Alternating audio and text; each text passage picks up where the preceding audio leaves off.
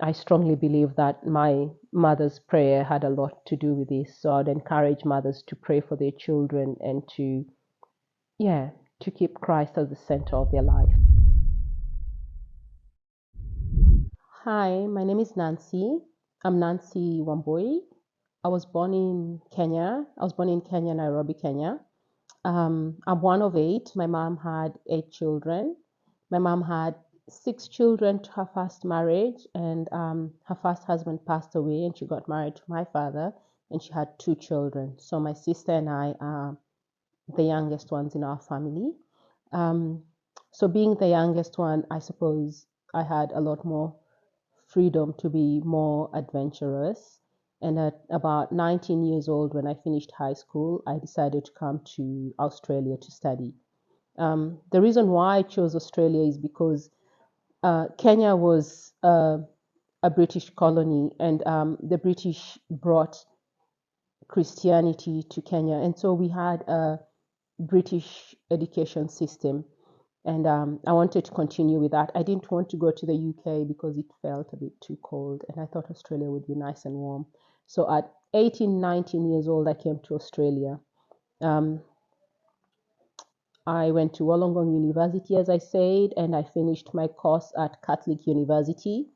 I did business information system, and when I finished that, I worked in Sydney for a while. Um, Coming to Australia was, when I look back at it, I feel like it was quite a brave thing to do, and I often think, why it not for my mom's prayers, I would have got myself in a lot of trouble. My mom always prayed for me. Every time I called my mom, she said she was praying for me, and I truly believe that what really got me through. I also met a few Kenyans when I got here, and that helped me settle down. The Australian accent was quite difficult at first. It was early 2000s, and so there was not a lot of Africans, and the accent was just really difficult. But I did settle down into it, and I did get used to it. So as I was saying earlier on, I was 13 years old when I was baptized. So I'd been going to church my whole life. I went to Sunday school, and I've got really fond memories of going to Sunday school. Um, it was lots of fun. The parents used to come afterwards, and we would get little snacks afterwards. I've really got fond memories of Sunday school and all the songs. Um, I think the one thing that people don't talk about a lot is that a lot of religion was brought to Kenya by the colonizers. So Kenya was a British colony, and they did come with everything else they did sort of bring organized religion. Um, Africans do have their own religion, but they did bring the organized Christianity religion, and that really did change a lot. It did change the culture, and it changed the way people viewed um, God, and the relationship that people had with God. So I, as a good African girl, I followed my parents to church every Sunday, and but I'd always been the rebellious one. I'd always been the adventurous one, and I wanted to do things my own way. Uh, my mother really tried to guide me and to pray for me, but I was not the kid who followed the straight and narrow line. I always colored outside the lines, and I lived my life according to my own rules. So um, I think what really has been a blessing was the prayers of my mother. I keep saying that, but I'm so grateful for the prayers of my mother. And even though I didn't take Christianity as seriously, and my faith with Christ did not grow, and I didn't have that strong relationship with Christ, I think my mother's prayers for me have kept me and guided me and really protected me. So as I was saying earlier on, I was talking about being the rebellious child and being the child who really didn't follow the rules. Um, and I think one thing that came with that is that being in a different country with completely different cultures and just a completely way of looking at life. There was one thing that was quite confronting, and that was, besides being able to settle down, it was mental health. Um, Mental health is not a topic that is openly and widely discussed in our African culture. We really don't talk about it. Um, as a young 18, 19-year-old, I was quite vulnerable. I'd never drunk alcohol. I'd never been to clubs. I'd never done all these things. And suddenly all these things were available to me. And at the same time, I was extremely lonely. I missed my family. I had that tough exterior where I could go and do whatever I wanted to do, but deep inside, I was just a little girl who missed her mom, and I wanted to be back home in that warm, cuddle comfort of being at home. So mental health was an issue that definitely did come up with loneliness and with the struggle of settling in a new country, and also with the financial stress. I don't think a lot of people realize that as international students, it's quite expensive to study in Australia, and our parents do sacrifice a lot to send us to study here. And so my parents did sacrifice a lot to provide for me. Um, but I also did work. I worked on the weekends, and that was fantastic. I was able to afford to pay for my rent and maybe buy a few clothes. But really, it was a struggle financially for both my parents and I. And I'm forever grateful that they stuck with me, and I was able to finish university. So a lot of students um, had trouble. Not only me, but a lot of students had trouble with mental health because, number one, we were introduced to alcohol. Alcohol is a depressant, and when you haven't had alcohol, it has a really big impact on you. You don't know how much to drink, you don't know when to stop drinking, and you really don't understand the impact it has on you, on your mental health. And so I think a lot of us struggled with mental health and alcohol and drugs.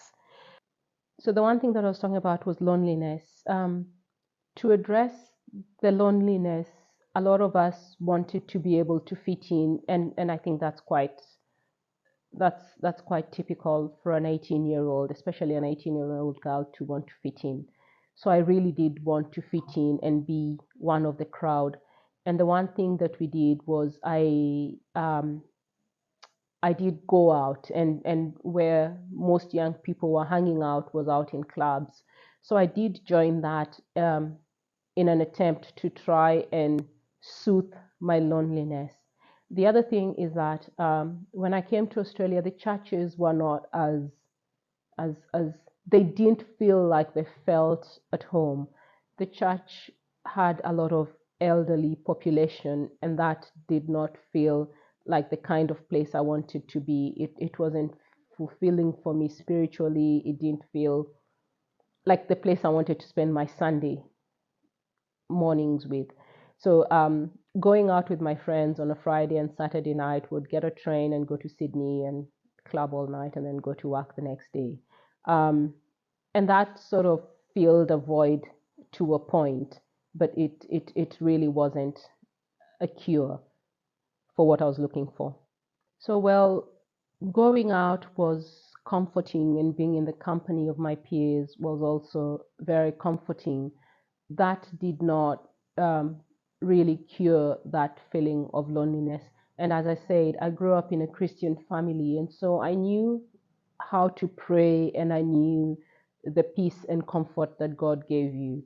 And that did not really give me that peace.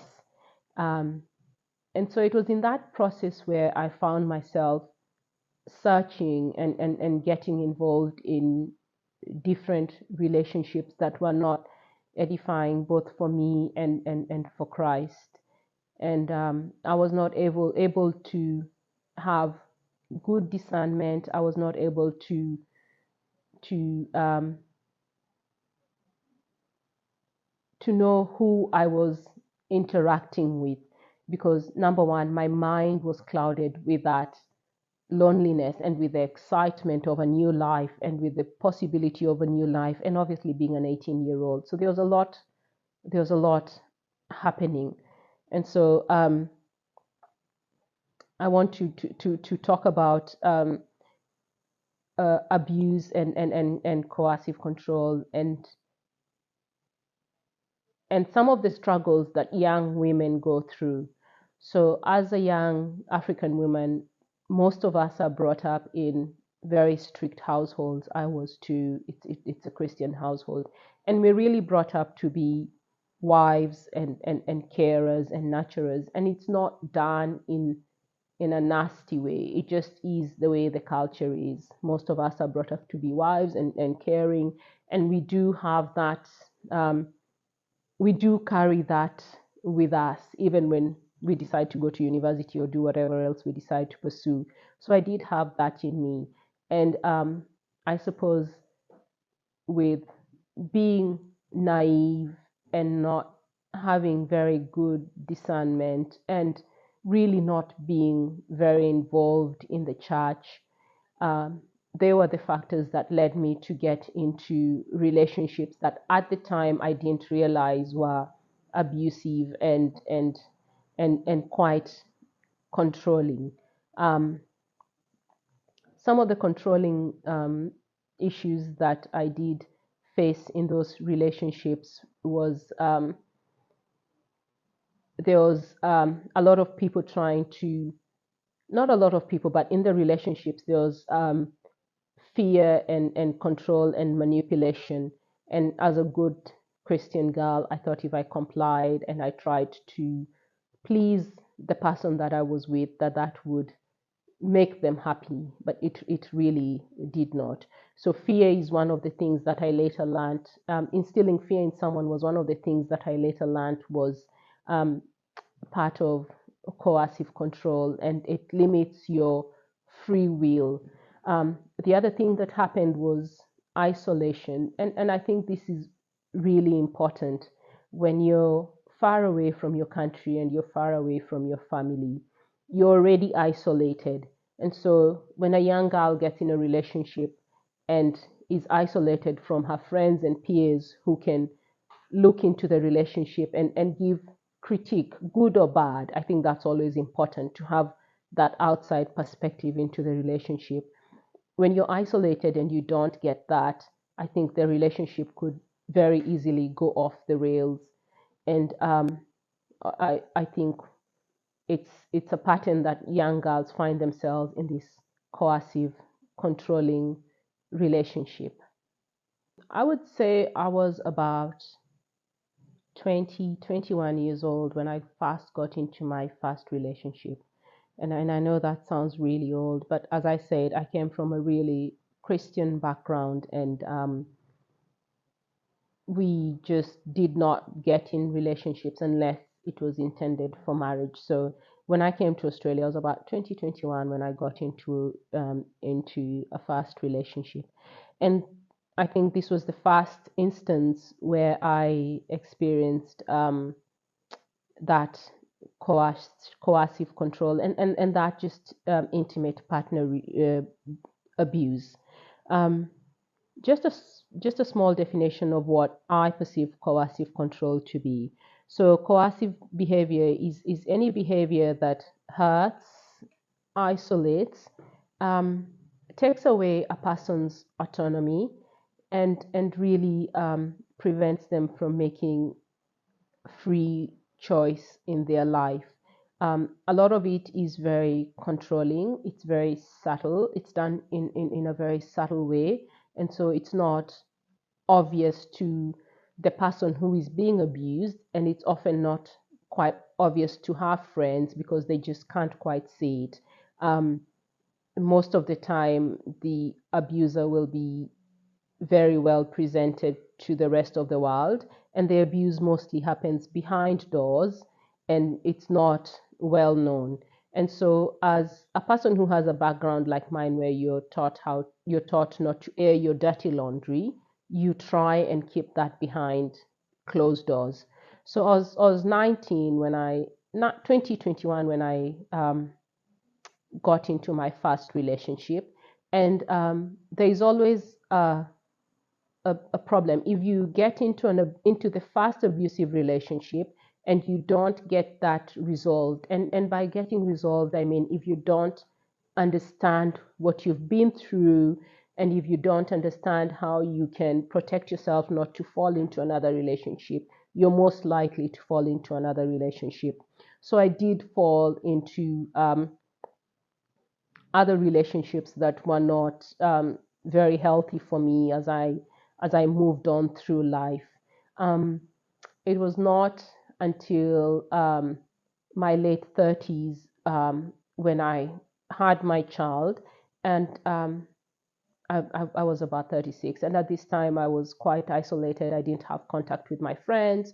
I had very limited contact with my parents, and it was quite a struggle. I did have everything that I needed financially, but I was struggling in the sense that I was quite isolated, and I didn't feel like I could make a lot of my own choices, free choices. I didn't feel like I was an individual who could stand up and make her own choices. Um, Having my child was a real blessing. I think when I first had my child and I held my child, I cried in the delivery room, and I prayed, and I prayed that God would give me wisdom to take care of this little person who He had really blessed me with. And I prayed he'd give me guidance and patience.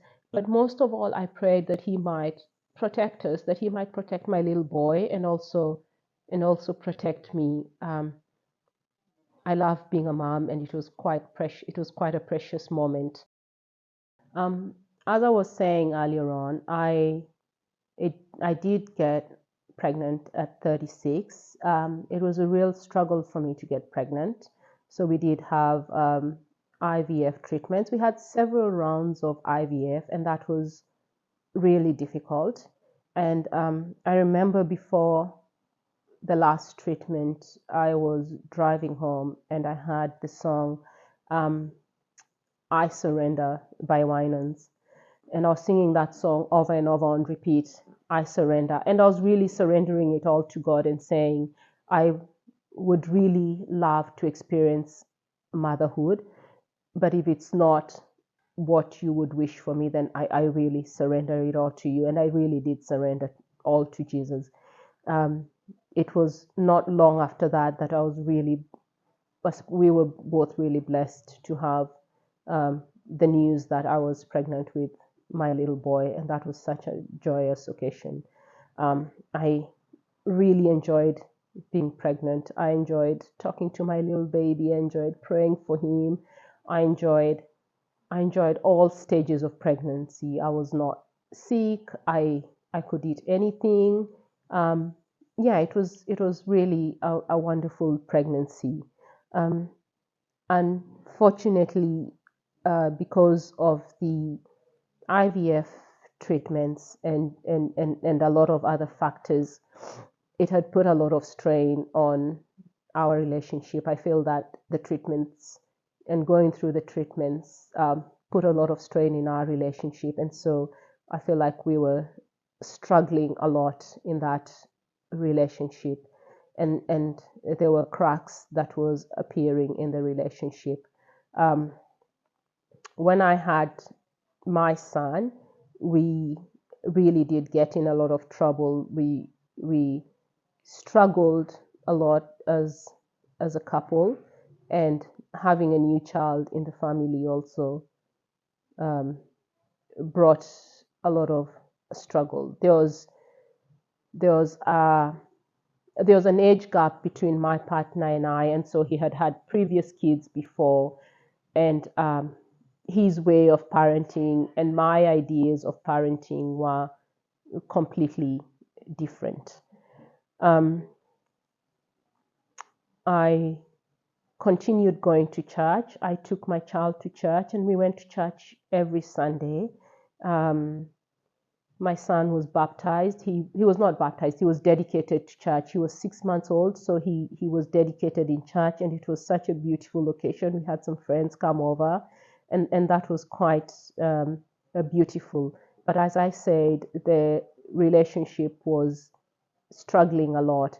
And as I mentioned before, I was quite isolated from friends and family, and I felt very alone. And this is all on top of being a new mom and all the changes that happen as a new mom. So it was quite a difficult period. And I did find a lot of comfort in prayers. I did find a lot of comfort in reading the Bible. And I did find a lot of comfort when I would pray over the phone with my mother. That has always been something so comforting to me. It just almost feels like a warm blanket when I pray with my mother over the phone. My mom is in Africa and I'm in Australia, so yeah, we often pray over the phone. It did get to a point where the struggles in the relationship were too overwhelming, and I felt would have a detrimental impact on my child and myself. And so I did decide to leave the relationship. The one thing that I'd really want to talk about and highlight is the importance of seeking unbiased professional help, and that is in the form of therapy. Therapy is not very well regarded in our African community. However, I think therapy really does have a place in our healing journey. Therapies are trained to interact with people and to help them organize the thoughts in their head, and to help them work through issues, and to work through different situations. A good therapist is sometimes difficult to find because you need to find someone who you can connect with. I would want to encourage single mothers to seek therapy and not to be ashamed of it. I think it's very important that we show up in our lives and we show up in our children's lives as the best form of ourselves. And the only way we're going to do that is if we're able to heal ourselves. And for me, I find what is most healing for me is number one and foremost is my relationship with Christ. That is really healing for me. But also at the same time, I really find it very useful to have a therapist who I can talk with and who can walk with me and guide me through these ideas. I want to show up as a healed, happy, strong, well, not necessarily strong. I do want to be vulnerable, but I do want to show up as the best version, not only for my child, but also at work and also in the community. And I think we should really put a lot of priority on healing and taking care of ourselves. Our mental health is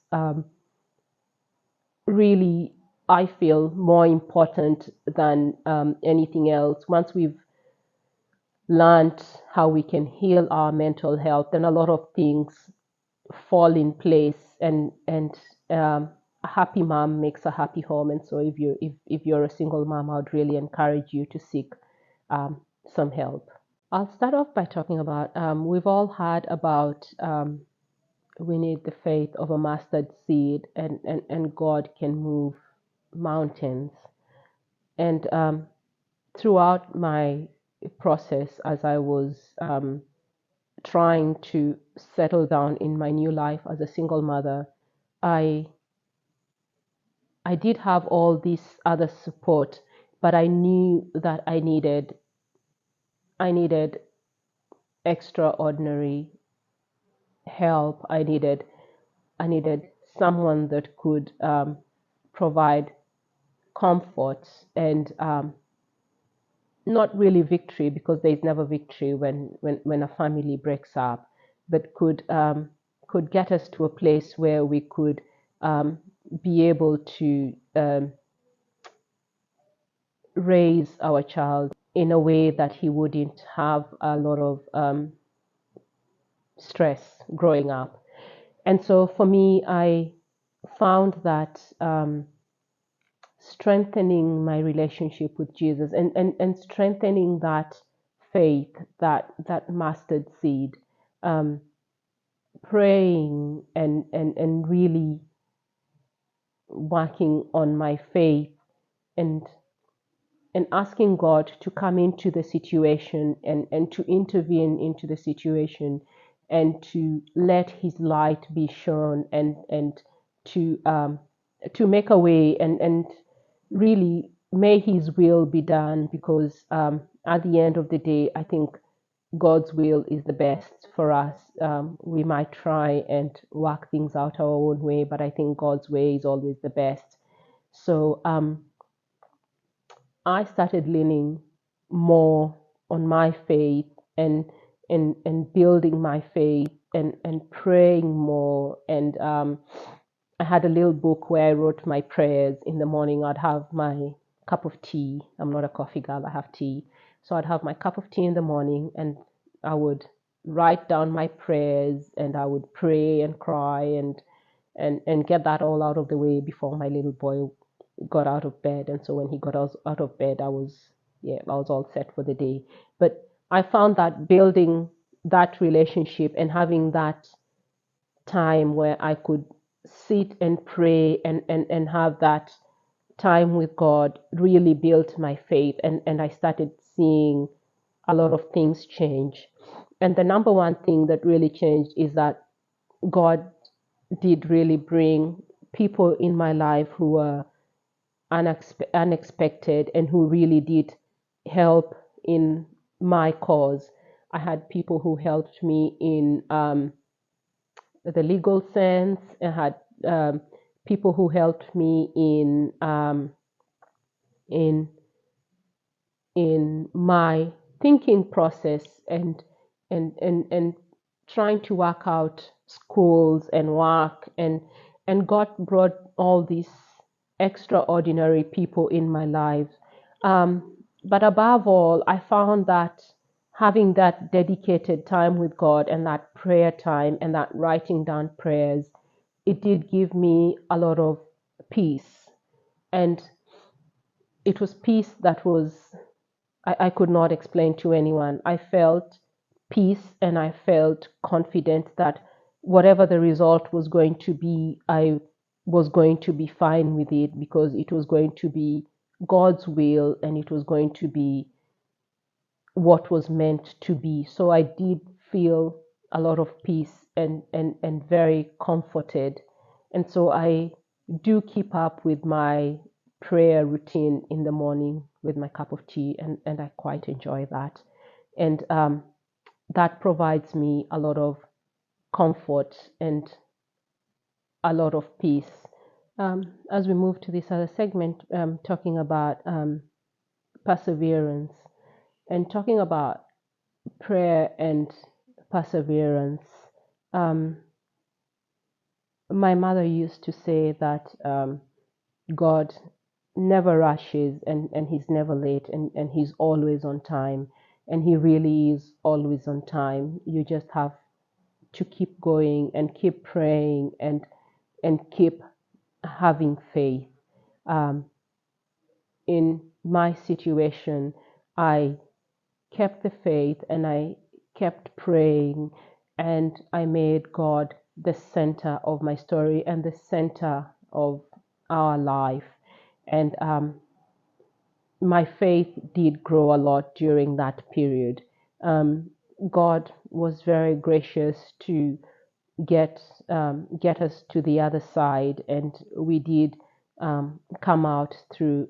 We did get out through the family court system, and that was all settled. And my son and I are now in a happier place. We have seen God's hand. We have seen God's grace. There's a saying that grace is when God gives you what you don't deserve. I mean, and God has shown me a lot of grace. God has shown my son a lot of grace. God has always been there and protected me. He's walked with me through this journey, even when my faith was not as strong when I was an 18-year-old, up to now when I'm in my 40s and a mom. And he has guided me and really showed me a lot of grace that I did not deserve. And I'm always in awe of his glory and his love and his protection and his guidance. Um, I would like to encourage other mothers who are going through the same process to keep praying and persevere. It's very important for you to build that relationship with God. Above all things that you can do, I would really encourage you to find a good church where you can build that church community, and a church that will help you develop your relationship with God. You know, we did talk about Christianity being brought to Africa by the white man, but I believe that God is neither white or black. God is God. God loves us all the same, white, black, yellow, green. He loves us all the same, and His grace knows no bounds. So for any other mothers out there, I'd really encourage you to seek Christ and seek His comfort and seek a church that will help your faith grow. I think that is really, really important. I would also like to encourage other mothers to seek help from relatives and friends, and obviously a good therapist, because that really does make a difference. Um, the reason why I'm here today and the reason why I'm giving my testimony today at Trendsetter is because I want to glorify God. I want to glorify God for how far how far He has brought this um, wide-eyed 18-year-old naive little girl who had no idea what the world had in store for her. And he's guided me through the pits of hell, and he has brought me to the other side. He's he has protected me, and he has taken care of me, and he has taken care of my child. And I strongly believe that my mother's prayer had a lot to do with this. So I'd encourage mothers to pray for their children and to, yeah, to keep Christ as the center of their life.